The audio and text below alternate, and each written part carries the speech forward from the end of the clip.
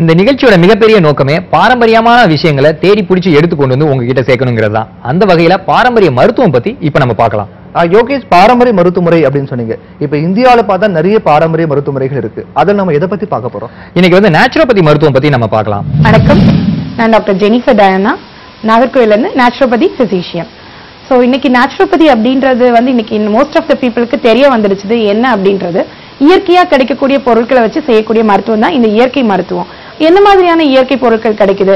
அது மண்ணா இருக்கட்டும், காற்றா இருக்கட்டும், இல்லாது உணவா இருக்கட்டும், ஹெர்ப்ஸா இருக்கட்டும், இதுகளை வச்சு ட்ரீட்மெண்ட் கொடுக்கக்கூடியது. ஸோ 50 பூதங்களை அடிப்படையா வச்சுதான் இந்த ட்ரீட்மெண்ட்டை நம்ம கொடுத்துட்டு இருக்கிறோம். இன்னைக்குள்ள லைஃப் ஸ்டைல் டிசார்டர்ஸ் அப்படின்னு சொல்லக்கூடிய நிறைய நோய்கள் இருக்கு. டயபெட்டிஸ் மெலிட்டஸ், பிபி, அதுக்கப்புறம் சுகரு, அதுக்கப்புறம் பாத்தீங்கன்னாக்க கேன்சர், ஒபிசிட்டி, இந்த மாதிரி காரியங்கள் ஏன் வருது அப்படின்னா இதெல்லாம் தொற்றாத நோய்கள் அப்படின்னு சொல்லுவோம், வாழ்வியல் நோய்கள். இந்த நோய்கள் ஏன் வருதுன்னா முக்கியமான காரணம் நம்மளுடைய உணவு முறைகள் தான். நம்மள எந்த அளவுக்கு நாம வந்து உணவை கட்டுப்பாடோட எதை சாப்பிடணுமோ அதை பார்த்து சாப்பிட்டாலே பாதி நோய்களை வள்ளுவர் சொல்ற மாதிரி எதை சாப்பிடணும் எதை சாப்பிடக்கூடாதுன்னு தெரிஞ்சு நம்ம சாப்பிடணும் ஃபர்ஸ்ட் ஆஃப் ஆல். ஸோ நம்மளுடைய பாரம்பரிய உணவுகள் என்ன அப்படின்னு சொல்லி பார்த்தாக்க இயற்கையிலே கிடைக்கக்கூடிய மில்லட்ஸ்ன்னு சொல்லக்கூடிய சிறுதானியங்கள், வரகு, சாமை, குதிரைவாலி, தெனை, இந்த மாதிரி ஐட்டம்ஸ். இது மட்டும் இல்லாம தேங்காய், வாழைப்பழம், இந்த மாதிரி பழங்கள், என்னென்ன நம்ம ஊர் ஐட்டம்ஸோ அந்த மாதிரி ஐட்டம்ஸ். கடவுள் அவ்வளவு அழகா பிளான் பண்ணி செஞ்சிருக்கிறாரு.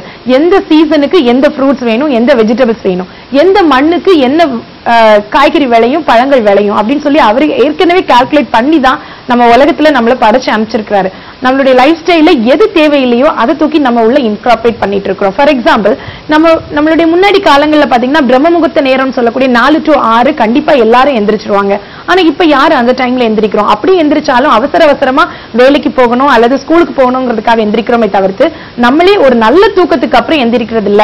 குறைந்தது 7 to 8 மணி நேரம் நம்ம தூங்கணும். நம்ம தூங்க போறதே 2 மணி 3 மணி ஆயிடுது. பல பேருக்கு இன்னைக்கு வரக்கூடிய வாட்ஸ்அப், மெயில், ஃபேஸ்புக் எல்லாமே பாத்தீங்கன்னா நைட்டு 11 மணிக்கு அப்புறம் தான் நம்ம ஓபன் பண்ணியே பாக்குறோம். சோ பாத்தீங்கன்னாக்க நம்மளோட தூக்கம் டிஸ்டர்ப் ஆகுது. இது ஏன் அப்படி சொல்றேன்னா, நைட்டு நீங்க 9 o'clock அல்லது 9:30க்கு தூங்குனீங்கன்னா தான் 10 o'clockக்கு செரோட்டோனின் ஒரு ஹார்மோன் செக்ரீட் ஆகுது. இந்த ஹார்மோனோட ஸ்பெஷாலிட்டி என்னன்னா, உங்களோட பாடியை அடுத்த நாளுக்கு தேவையான ரெஃப்ரெஷ்மெண்ட் கொடுக்க வேண்டிய கடமை அதுக்கு மட்டும்தான் இருக்குது. ஸோ நெக்ஸ்ட் காலையில எந்திரிச்சாச்சு. காலையில எந்திரிச்சோன்னு நீங்க பண்ண வேண்டியது என்னன்னா 2 to 3 கிளாஸ் தண்ணி குடிச்சே ஆகணும். என்ன 2 to 3 கிளாஸ் தண்ணி குடிக்கணும்னா சுடு தண்ணி தான் குடிக்கணுமா அப்படின்னு கேட்டா அப்படியெல்லாம் கிடையாது. நல்ல பானை தண்ணி, மண்பானை தண்ணியே போதுமானது. உண்மையை சொல்லணும்னா மண்பானை தண்ணியை ஆர்கானிக் தண்ணின்னு சொல்லலாம். குழாயில வரக்கூடிய தண்ணியை எடுத்து நீங்க மண்பானையில ஊத்தி வச்சாலே போதும், அது ஆட்டோமேட்டிக்கா ஃபில்டர் பண்ணிடும். Natural auto filter. ஸோ இன்னைக்கு ரோட்டோரத்துல ஒரு பிச்சைக்காரங்க இருக்கிறாங்க, இல்லது ஒரு உடம்புக்கு முடியாதவங்க, இல்ல ஏதோ பாவப்பட்டவங்க இருக்கிறாங்க. ஆனா அவங்களுக்கு யாருக்குமே வந்துட்டு நோய் நொடியெல்லாம் ரொம்ப ஜாஸ்தி வந்தது இல்ல. ரீசன் என்னன்னா அவங்க உடம்பு வந்து அடாப்ட் ஆயிடுது.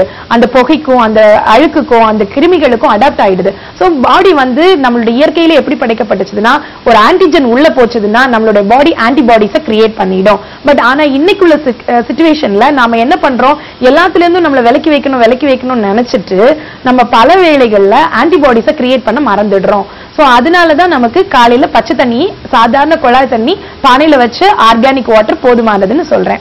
சோ நெக்ஸ்ட் வந்து தண்ணி குடிச்சாச்சு.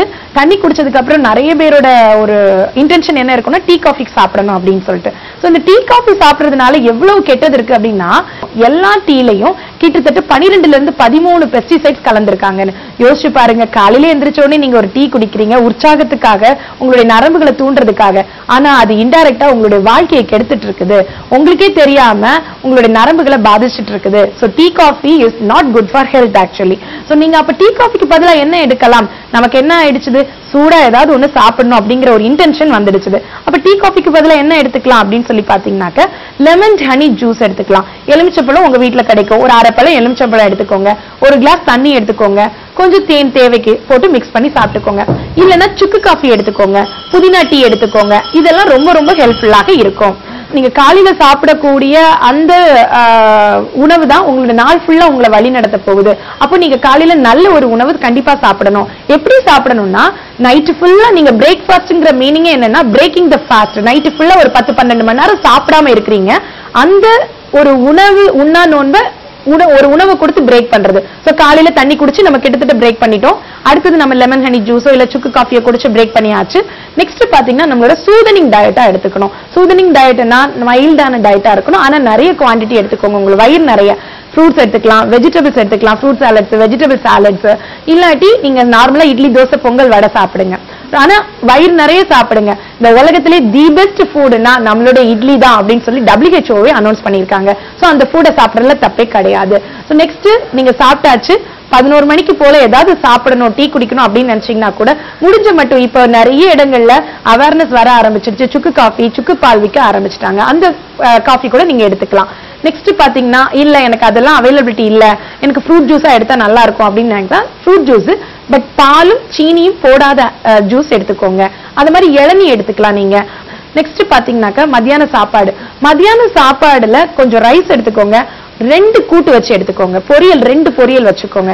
ஏன் அப்படின்னா நீங்க ஒண்ணுக்கு டபுளா பொரியல் சாப்பிடணும். ஆனா உங்களுக்கு ஒண்ணுக்கு டபுளா ஒரே பொரியலை சாப்பிட்டா போர் அடிச்சிடுங்கிறதுக்காக தான் 2 பொரியல் ஒரு 2 மடங்கா, ரைஸுக்கு 2 மடங்கா எடுத்துக்கோங்க. பிளஸ் சாம்பார், பருப்பு, வாட் எவர் இட் மேபி அது கூட வச்சு எடுத்துக்கலாம். நீங்க நான்வெஜ் நீங்க ரொம்ப எடுக்காம இருக்கிறது உங்க உடலுக்கு நல்லது. எப்பவாச்சும் தேவைக்கு ரொம்ப குறைவான அளவுக்கு, அதுவும் பொரிச்சது, கரிச்சது, வறுத்ததெல்லாம் எடுத்துக்காதீங்க. நம்ம என்ன பண்றோம்னா ஊறுறதுல இருந்து பறக்கிறது, தாவறது, குதிக்கிறது வரைக்கும் சாப்பிடுறோம். கடைசியில் நம்மளுடைய பலவித மைண்ட் செட்டப்ஸும் பாத்தீங்கன்னா பறக்கிறது, தாவறது, குதிக்கிறது மாதிரியே மாறிடுது. சோ முடிந்த மட்டும் அந்த மாதிரி இல்லாம இயற்கையான உணவு எடுக்கிறது ரொம்ப நல்லது. ஏன்னா நம்ம என்ன சாப்பிடுறோமோ அதுதான் நம்மளுடைய கேரக்டரையும் டிட்டர்மைன் பண்ணுது. சோ நெக்ஸ்ட் பாத்தீங்கன்னா ஈவினிங் 4 o'clock சின்ன சின்ன ஸ்நாக்ஸ் இருக்கு, நேச்சுரலா பண்ணக்கூடிய ஸ்நாக்ஸ் இருக்கு. அது நீங்க அவல்ல பண்ணிக்கலாம், காய்கறியில பண்ணிக்கலாம், ஃப்ரூட்ஸ்ல பண்ணிக்கலாம். இன்னும் நிறைய நேச்சுரலா கிடைக்கக்கூடியதுல சிம்பிளா வீட்லயே பண்ற மாதிரி பண்ணுங்க. முடிந்த மட்டும் ரெஸ்டாரண்ட் போய் சாப்பிடுறத அவாய்ட் பண்ணிடுங்க. காசு கொடுத்து விஷத்தை வாங்கி சாப்பிடாதீங்க. டின்னர் முக்கியமான விஷயம். டின்னர் எப்பவுமே நமக்கு டைம் என்னன்னா மினிமம் 7 o'clock எடுத்துடணும். ஆனா இன்னைக்கு நிறைய பேரோட டின்னர் நைட் 10 o'clock மேலதான் ஆரம்பிக்குது. ஏன் 7 o'clock எடுத்து முடிச்சிடணும் அப்படின்னா டின்னர் எடுத்து 3 hours அப்புறம் தான் உங்களோட டைஜஷன் முடிஞ்சிடும், கிட்டத்தட்ட முடிய போகுது. நீங்க பாத்தீங்கன்னாக்க 7 மணிக்கு சாப்பிட்டீங்கன்னா 10 மணிக்கு வயிறு லைட்டா பசிக்க ஆரம்பிக்கும். அப்போ நீங்க தூங்குனீங்கன்னா தான் உங்களுடைய தூக்கமும் நல்லா இருக்கும், வயிறும் செரிமானம் ஆயிடும். நீங்க தூங்கும் போது உங்களுடைய பாடி பார்ட்ஸ் எல்லாமே தூங்கி ரெஸ்ட் எடுக்கும். லிவரும் என்ன பண்ணும்னா உள்ள இருக்கக்கூடிய தேவையில்லாத கழிவுகளை வெளியேற்ற ஆரம்பிச்சிடும். அதை மறக்க வேண்டாம். சோ நீங்க நைட்டு 7 மணிக்கு நீங்க சாப்பாடு எடுத்துக்கிட்டு காலையில நீங்க ஒரு 4 மணி அல்லது 5 மணி, மினிமம் ஒரு 6 மணிக்கு முன்னாடி எந்திரிச்சு தண்ணி குடிச்சாலே பாதி பேருக்கு பேதி சிக்கல் இருக்காது. ஏன்னா மலச்சிக்கல் வந்தா பலச்சிக்கல் வந்துடும், கூடவே பணச்சிக்கல் வந்துடும். அது ஞாபகம் வச்சுக்கோங்க. சோ முடிந்த மட்டும் உங்களுடைய கழிவுகள் எவ்வளவு தூரம் உள்ள போகுதோ உணவுகள், அந்த அளவுக்கு கழிவுகளும் வெளியேறணும் அப்படிங்கறதுலயும் ரொம்ப கான்பிடென்டா இருங்க. சோ உங்களுடைய ஆரோக்கியம் உங்க கையில மட்டும்தான் இருக்கு, அடுத்தவங்க கிட்ட கிடையாது. சோ இது அவ்வளவுக்கு நீங்க ஃபாலோ பண்ணீங்கனாலே உங்களுடைய வாழ்க்கை முறையில நிறைய மாற்றங்கள் இருக்குது. நன்றி, வணக்கம். இந்த இயற்கை முறையை பத்தி டாக்டர் சொல்லலாம் கேட்கும்போது நிச்சயமாவே நாம் அன்றாட பயன்படுத்தக்கூடிய பொருட்களை வச்சு நம்மளே நாமே பாதுகாத்துக்க முடியும் அப்படிங்கிற ஒரு எண்ணம் எல்லாருக்கும் வந்திருக்கும். நிச்சயமா பிரவீன், இந்த எளிமையான முறைகளை நம்மளும் ஃபாலோ பண்ணி நம்மளோட ஹெல்த்தை ரொம்ப ஆரோக்கியமா பார்த்து